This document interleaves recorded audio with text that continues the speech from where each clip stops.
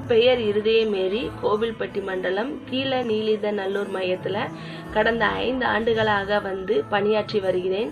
டாக்கா மாலை நேர கல்வி மையத்தில் என்னுள் மேலோங்கிய உணர்வு என்னன்னா என் மையத்தில் படிக்கக்கூடிய மாணவ மாணவிகளின் வாசிப்பு திறன் மற்றும் பேசும் திறன் அதிகரிச்சிருக்கு. அது மட்டும் இல்லாமல் சிறார் சட்டமன்றம் மூலம் அவர்கள் அவர்களுக்கு ஒதுக்கப்பட்ட பணிகளை எல்லாம் செய்கிறாங்க.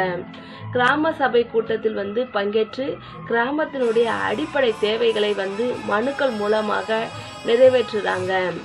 கடந்த 5 ஆண்டுகளில் நான் பணிபுரிய எனக்கு உந்து சக்தியாக இருந்தது மாணவர்களுடைய ஆர்வமும் பெற்றோர்களுடைய ஒத்துழைப்பும் தான்.